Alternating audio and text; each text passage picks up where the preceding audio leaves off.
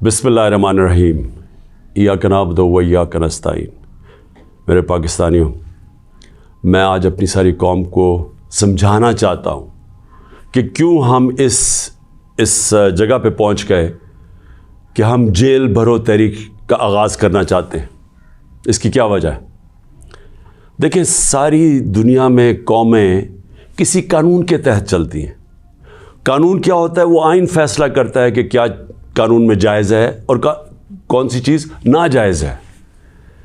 جب سے یہ امپورٹڈ حکومت آئی ہے، اس ملک کے آئین اور قانون کی دھجیاں اڑائی گئی ہیں۔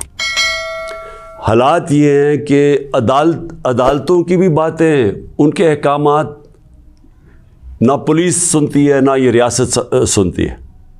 میں آپ کو مثال دیتا ہوں کہ ابھی حال ہی میں جب یہ امپورٹڈ حکومت بھاگ رہی تھی اسلام آباد کے لوکل گورنمنٹ الیکشن سے، تو عدالت نے کہا کہ فوری طور پہ ڈیٹ دو، بلکہ انہوں نے تو کہا کہ 48 گھنٹے میں کرواؤ۔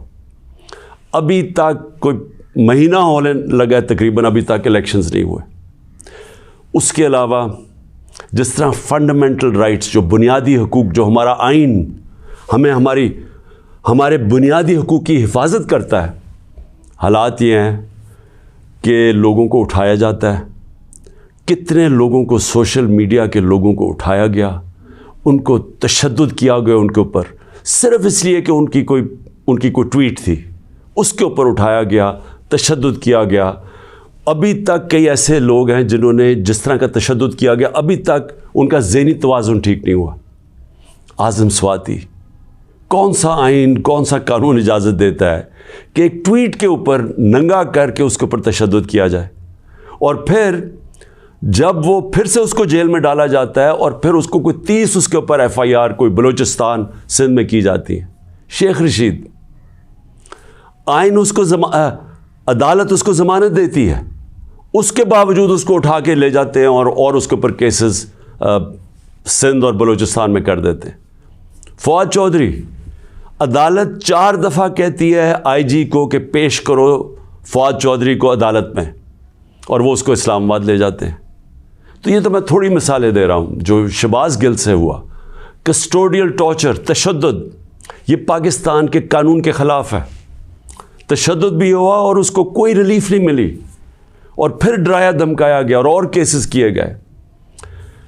پرامن احتجاج ہمارا تھا 25 مئی کو، اس کے اوپر جو ظلم کیا گیا، کون سا قانون اور آئین ایک جمہوریت میں اجازت دیتا ہے کہ پرامن احتجاج کے اوپر تشدد کرو؟ انہوں نے 3 دھرنے ہمارے اگینسٹ دیے اور لانگ مارچز کی، کس کے اوپر ہم نے کوئی سختی کی؟ تو میں تو یہ تھوڑی سی مثالیں دے رہا ہوں آپ کو کہ ہمارا سارا جو ہمارے آئین اور قانون کے اوپر جو اعتماد ہے ہم اس قوم کا، وہ اٹھتا جا رہا ہے، اور بلکہ ہمیں یہ خوف ہے کہ جو اب آئین جو جمہوریت بیس ہوتی ہے جس آئین کے اوپر، اور جمہوریت کے اندر واضح طور پہ ہے کہ 90 دن کے اندر الیکشنز کروانے پڑیں گے۔ ہم نے اپنی 2 حکومتیں پنجاب اور سندھ میں کیوں گرائیں؟ ڈیزالو کی خود کوئی ایسے نہیں کرتا۔ ہم نے صرف آئین کو سامنے رکھ کے کی کہ ہمیں جب پتہ تھا کہ 90 دن کے علاوہ آپ آگے نہیں جا سکتے، تو ہم نے اس کو سامنے رکھ کے الیکشنز کی طرف گئے، اس لیے کہ ملک ایک بہت بڑے بحران کا شکار ہے، ایک پولیٹیکل انسٹیبلٹی کا شکار ہے، اور جب تک اس ملک میں سیاسی استحکام نہیں آتا، ہماری معیشت نہیں ٹھیک ہونے لگی۔ تو ہم نے قربانیاں دی 2 گورنمنٹس کی، جو تقریباً 66% پاکستان ہے، صرف اس لیے کہ آئین 90 دن میں الیکشن کرواتا ہے۔ ابھی تک کتنے دن ہو گئے ہیں؟ 20-25 دن ہو گئے ہیں، ابھی تک کوئی ڈیٹ نہیں ملی۔ دونوں الیکشن کمیشن اور یہ جو 2 حکومتیں، جو 2 گورنرز ہیں، انہوں نے ڈیٹس نہیں ابھی تک دی، اور یہ سیدھی پاکستان کے آئین کی وائلیشن ہے۔ اور اگر یہ 90 دن سے آگے جاتے ہیں تو آئین بڑا صاف ہے اس میں کہ آرٹیکل 6 لگے گا۔ یہ ساری قوم اب دیکھ رہی ہے پاکستان کی عدالتوں کی طرف، اور میں یہ واضح کرنا چاہتا ہوں، یہ وہ پاکستان میں وقت آ گیا جو جسٹس منیر مومنٹ ہم کہتے ہیں، کہ ایک دفعہ ڈاکٹرن آف نیسیسٹی کے تحت ہماری جو اس قوم کا ڈاؤن سلائڈ شروع ہوا ہے، جو نچلا سفر شروع ہوا ہے، وہ جو فیصلہ تھا کہ ڈاکٹرن آف نیسیسٹی کے تحت آئین کو پیچھے ہٹا کے ہم نے طاقت کے ساتھ ہماری عدالتیں گئی. تو آج بھی وہی وقت ہے, سارا پاکستان دیکھ رہا ہے, ٹائم بدل چکا ہے.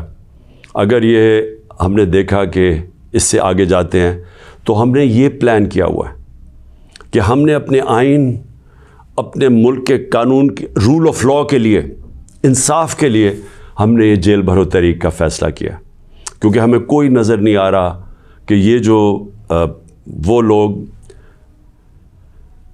جن کی پر کرپشن کے کیسز, انٹرنیشنل انکشاف ہوتا ہے پینما کا, جس میں پتہ چلتا ہے کہ مریم نواز 4 مہنگے ترین لنڈن کی اپارٹمنٹس, جو کہ لنڈن کے سب سے مہنگے علاقے میں, اس پینما کے انکشاف میں پتہ چلتا ہے کہ اصل مالکہ ان کی مریم نواز تھی. اس کے بعد سارا ٹرائل ہوتا ہے, سزا ہوتی ہے. تو ان کے اوپر تو کوئی ایسا تشدد نہیں ہوا, ان کو تو جیل میں رائلٹیز کی طرح رکھا گیا. ان کے ذرا دیکھیں جیل میں کیسے جا رہے تھے. تو یہاں ٹویٹس کے اوپر تشدد کیا گیا. تو اس لیے 2 راستے ہمارے سامنے. ایک راستہ یہ ہے کہ ہم توڑ پھوڑ کریں, انتشار پھیلے گا ملک میں, سڑکیں بند کریں, پتھراؤ کریں, پہیہ جام سٹرائک کریں.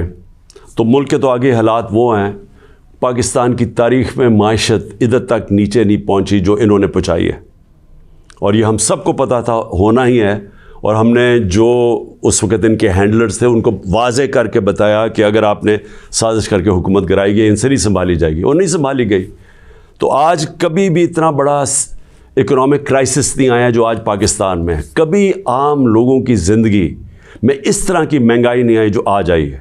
جو بے روزگاری بڑھتی جا رہی ہے, ایک طرف مہنگائی بڑھ رہی ہے, بے روزگاری, تو ملک کے معاشی حالات تو بہت برے ہیں.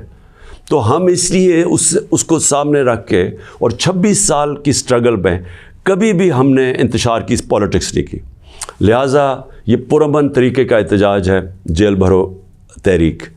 میں آج اپنے سارے کارکنوں کو, بلکہ میں تو پاکستانی عوام کو بھی یہ کہتا ہوں کہ یہ اس وقت آپ پالیٹکس نہیں کر رہے ہیں, آپ اپنے ملک کے لیے جہاد لڑ رہے ہیں, حقیقی آزادی کی جنگ لڑ رہے ہیں.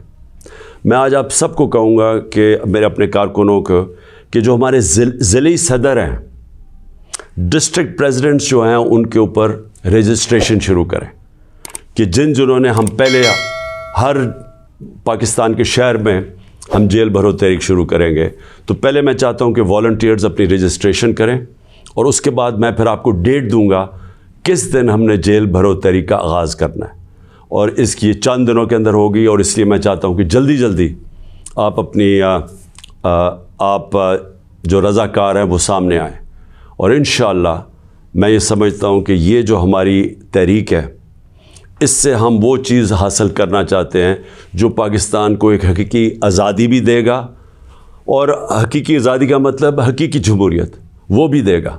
اور وہ انشاءاللہ وہی ایک پاکستان کو ایک وہ جمہوریت جدھر رول آف لاء ہے, جدھر قانون کی حکمرانی ہے, وہی پاکستان کو اس دلدل سے نکالے گا.